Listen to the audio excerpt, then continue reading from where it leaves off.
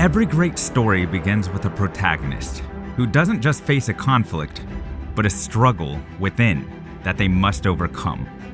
Meet Max. I'm building a fantasy trilogy called Road to Nocturna from the ground up. Today, you'll meet Max, the protagonist. But first, let me show you how I'm designing these characters. When I was a kid, my mom was an art teacher, and honestly, most of the art she showed me was boring at that age. Until I saw this. At first glance, it looks like a charming moment at a diner. But look at the tension. The officer is leaning in with a quiet force, waiting for the kid to make the right choice. The boy, that's the face of a kid who knows he's been caught. The glue is the counterman. His smirk tells us there's no real danger here. He sets the tone for how we're supposed to feel. Rockwell could tell an entire story in a single image, but the real magic isn't just in the painting, it's in how he made it. Rockwell was really a film director who painted his movies in a single frame. He cast real people, built sets, and took hundreds of photos just to find the right look. He wasn't just capturing a pose, he was hunting for an emotion. Seeing this as a kid changed everything for me. I realized none of it was an accident. Every choice was intentional and connected to a story. Designing the characters for Road to Nocturna is about applying that same philosophy. I want you to know exactly who they are before they even speak. Max is a 14-year-old orphan. His entire posture is a performance. He looks relaxed, casual. One hand in his pocket, the other on his watch. But that's the trick. Looking comfortable is the best way to hide in plain sight. He's always watching. He just doesn't want you to know it. He dresses in grays and blacks to disappear. After 14 years in the same orphanage, watching everyone else get adopted while he stayed behind, Max stopped trying to be loved. He started trying to be invisible. The only thing he truly owns is that broken pocket watch. When the world feels like it's spinning out of control, he looks down at those unmoving hands. It's his pause button on reality, his only anchor. But something happened at his last school, the incident. He doesn't fully understand it, but he knows he caused it. It scared his caretaker so much that she pulled him out mid-semester for a fresh start at a school clear across town. This is his last chance.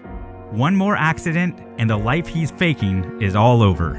That's Max, hand-drawn in Procreate. But there's one more step. Into the Spider-Verse showed us how you could blend hand-drawn 2D images on top of 3D animation to get that organic texture on top of clean shapes. I want to try something similar, but all in 2D. So what I'm going to do is I'm going to take the hand-drawn layer from Procreate and blend it together with digital layers that I was able to perfect and shade in Photoshop with more precision. Combining both of these give the image more depth than either layer can do alone. That's the character, but now I want to put him in the real world. When I was a kid, I was a big fan of Who Framed Roger Rabbit, cartoons living in the real world.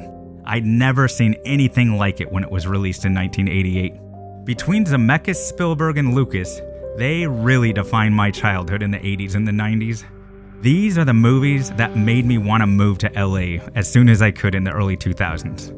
When I first got here, I worked 2 jobs, saved up every dollar I could, and collaborated with the UCLA Film Group to shoot on their campus. These are some of the original live-action plates I directed. Cinematography by Eric Leach, character designs by Yasmin Joyner. The story was about a nameless patient who lost his memory in an experimental lab. He discovers his fate, tries to escape, only to repeat it again and again. But we never got past the animation phase. Due to the high cost to pull something off like this at that time, 2 years of work and I ran out of money, went into massive debt and hit a wall. I thought this footage would never see the light of day, but I digitized the footage just for this video. And even though I never completed that project, I never stopped chasing that style. Years later, Joe Penna, Mystery Guitar Man, gave me a shot on his YouTube channel. I tag teamed with an artist named Lauren, Transient Art on YouTube. She drew by day and I composited by night, 7 days straight to hit a massive deadline. It worked, but it was so tough to pull that off in 1 week. And now the technology has finally caught up to our imagination. I've been chasing this style for so many years, and now I finally have a story worthy of it, and the technology is better than it's ever been. Now, let's put Max in his world. This is the Roger Rabbit approach. A hand-drawn character in a real environment. But let's try an experiment. Let's take that hallway and put a toon shader on it. Same hallway, but stylized. Now let's take that hallway and we'll put a comic shader on top, so it has that half-tone look. Same shot, different feel. Now let's blend them all together. And you get something that doesn't look like any single technique.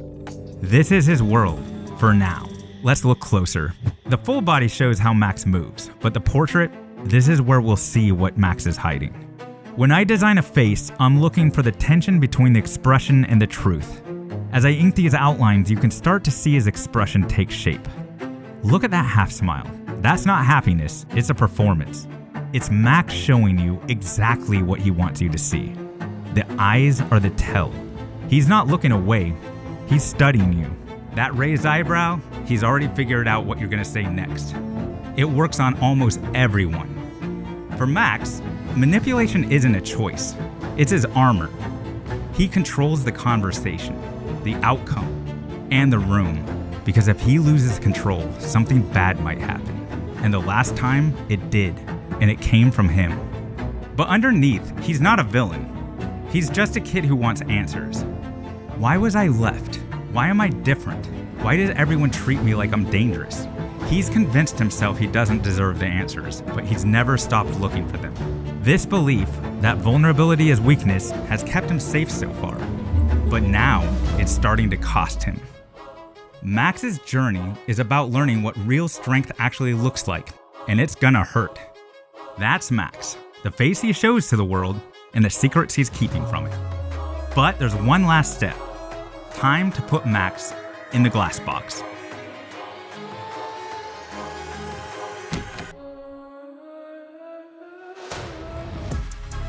That's Max, the schemer, the survivor, the kid who won't let anyone in.